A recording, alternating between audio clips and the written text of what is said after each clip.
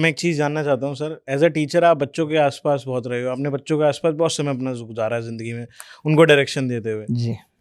आपने कभी ये चीज़ नोटिस करी कि दैट हमारे जो एजुकेशन सिस्टम है या जो एजुकेशन सिस्टम आज तक चलता है, अभी तक 2026 तक जो चल रहा है, वो आउटडेटेड है, बहुत ज़्यादा आउटडेटेड है। इन्होंने खुद माना है 2021 में, इन्होंने कहा ना कि हम न्यू एजुकेशन पॉलिसी लाएंगे। आप बताओ, आपको मालूम है न्यू एजुकेशन पॉलिसी की चर्चा हो चुकी है। आई वांट टू नो कि ये न्यू एजुकेशन पॉलिसी में क्या है, क्या नहीं, करने, क्या चेंज मैं कर तो दें? कहता हूं कि थोड़ा बहुत भी चेंज किया हो, ये उसको लागू नहीं कर पाए। तो इनकी इंटेंट में ये दिखता नहीं है कि ये एजुकेशन सिस्टम या एग्जाम सिस्टम, इन चीजों पे फोकस भी इनका है, दिखता ही नहीं है वो। अब सोचिए, संसद में लोग पॉलिसी बनाने के लिए जाते हैं, यहां तो एक ही आदमी पॉलिसी बनाएगा और बिगाड़ेगा, वो भी आजकल डर से। कुछ लोगों ने बड़ी आपत्ति जाहिर की, मैंने एक पॉडकास्ट में कह दिया कि मोदी जी सबसे वीकेस्ट प्राइम मिनिस्टर हैं।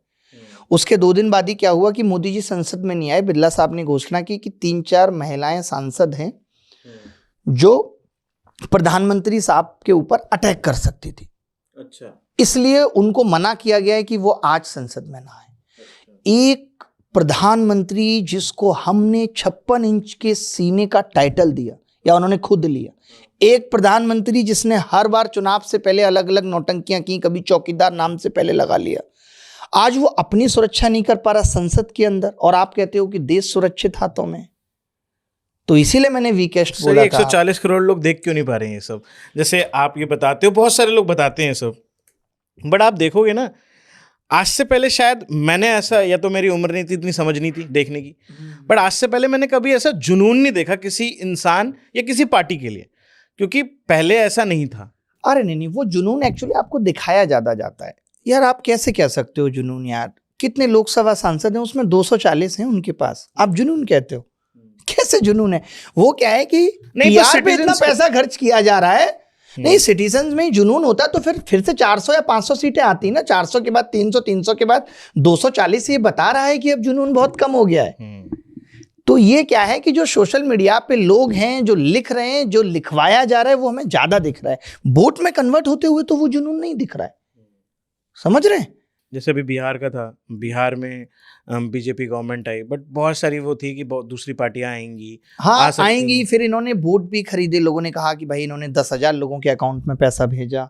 फिर इन्होंने लालू जी के उस जंगल राज को बहुत दिखाया कि फिर से वैसा हो जाएगा, एक डर बनाया लोगों के अंदर। तो उसका इम्पैक्ट था। मतलब बिहार में तो आपने 10,000 लोगों के अकाउंट में डाल दिया, तो वहाँ के लोग बेचारे, नमक हराम तो नहीं है ना, वो सोचते हैं कि सरदार आपका नमक खाया जब वोट डालने जाते हैं। तो वोट अगर आप खरीद रहे हो तो फिर लोकतंत्र में तो इसको लोकतंत्र की जीत या लोकतंत्र में आपकी जीत तो नहीं कहेंगे। अच्छा, एज अ नेशन इंडिया में सर आपको अभी सबसे ज्यादा मेजर कमियां क्या लगती हैं? एजुकेशन सिस्टम में सबसे ज्यादा कमियां लगती है, जिससे कि ये जुनून लोगों को पता चले, लोग सरकार की अनभक्ति ना करें, लोग सरकार का फैन ना बने, लोग सही गलत में अंतर दिखा पाए, समझा पाए, लोग बाइज्ड ना हो। जैसे आज हमें लगता होगा कि कई सारे बहुत अच्छे, मुझे तो बस आपसे ये जानना है, मैं चाहता हूँ आप लोगों को ये समझाओ, ये बायस्ड लोग हो कैसे गए हैं?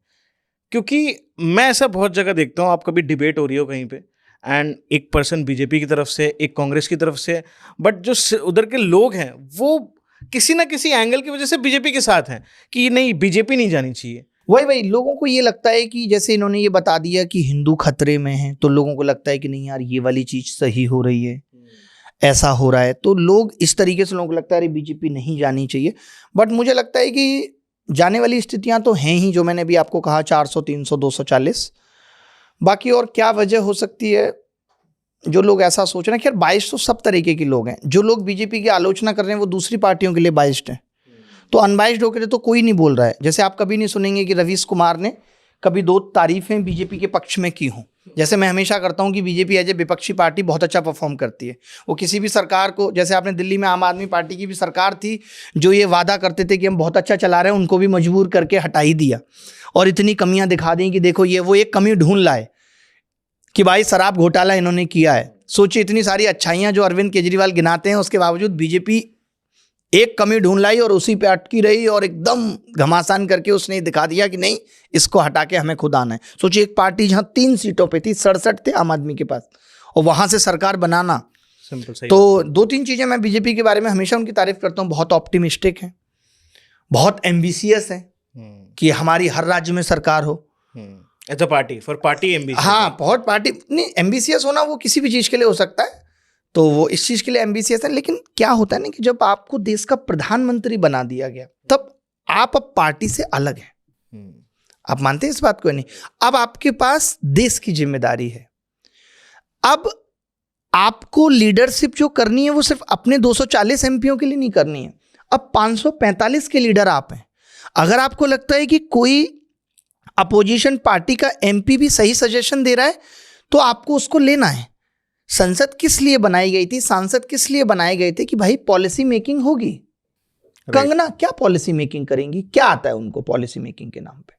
तो सर ये मुझे तो ऐसा लगता है ये सिस्टम ही बंद करना चाहिए जो राज्यसभा में हम ये देते हैं एक्टर एक्ट्रेसेस को। अरे आप एक चीज समझिए, अगर नहीं कोई क्राइटेरिया पैरामीटर होना चाहिए, बिल्कुल होना चाहिए। अगर आप जिले का आईएएस बनना चाहते हैं, आपको एक इतना लंबा चौड़ा प्रोसेस तैयारी का, उसके बाद एग्जाम ट्रेनिंग का गुजरना पड़ता है। 10 लाख बच्चों के साथ कॉम्पीट करना पड़ता है, और तब आप जिला चलाने के योग्य समझे जाते हैं। और उसके बाद भी समझिए, आप उसके बाद कोई दूसरा काम नहीं कर सकते। यहां क्या हो रहा है? यहां रवि किशन जी 2 चुटकुले संसद में सुना के समोसा छोटा और बड़ा करके उधर आईफा में नाचने चले जाते हैं। आप समझ रहे हैं? प्रधानमंत्री जी साहब को मौका नहीं मिल रहा है, नहीं तो वो बॉलीवुड में भी ट्राई कर लें। जिस हिसाब से उनको मेकअप से लेके सारी चीजों की आदत पड़ गई है, तो यहां पे लोग 2-2 काम कर रहे हैं। कि आपने रवि किशन जी को कितने दिन संसद में सुना है कि वो बोल रहे हैं, उन्होंने कुछ सजेशन दिए, वो पॉलिसी मेकिंग करेंगे। कंगना जी पॉलिसी मेकिंग करेंगी। और आजकल जितना नेताओं में एग्रेशन देखने को मिलता है, मोदी जी खुद एग्रेशन में आके कितनी सारी बातें बोलने लगते हैं। इस तरीके से तो देश नहीं चलाया जा सकता। लीडरशिप का मतलब आपने टीम बनानी थी। एक कोई मंत्री आप मुझे बताइए सोच के, जिसको मोदी जी ने चुना है और वो वाकई में अच्छा काम कर रहा है। अब आप कहेंगे गडकरी जी थोड़ा सा अच्छा काम कर रहे हैं, बट गडकरी जी को मोदी जी ने नहीं चुना है। पहली चीज, वो तो कभी नहीं चाहते कि गडकरी जी रहें सत्ता में। बाकी और कोई आपके दिमाग में है तो बताइए। ऐसा क्यों? मतलब उनको शायद लगता है ऐसा कि ये आदमी मेरा कंपटीटर है, या इसकी भी फैन फॉलोइंग है। मोदी जी जो आदमी अपने साथ किसी को कैमरे के फ्रेम में नहीं देख सकता। अच्छा जो सर ये मोदी और योगी वाली जो कॉन्स्पिरेसी चल रही है कि मोदी जी चाहते हैं कि भाई योगी जी का तो थोड़ा कदर पार्टी में थोड़ा कमी रहे, ऐसा ये भी सही है? देखो मोदी जी, मैंने कहा ना कि इतने ज्यादा हैं कि वो ये सोचते हैं। आप इससे पता लगता है ना आपका एटीट्यूड, कि आप कैमरे में किसी और को आने पे आपत्ति जताते हैं, यानी कि आप ये चाहते हैं कि मैं अकेला रहूं। बट ये देश एक अकेले से नहीं चल सकता था, एक इस तरीके की सोच से नहीं चल सकता था कि आई एम द हीरो। जब आप प्रधानमंत्री हो, आपके पास 545 एमपी हैं, आप उसमें से 2-4 अच्छे लोगों को निकाल करके अच्छे विभाग नहीं दे पाए हैं।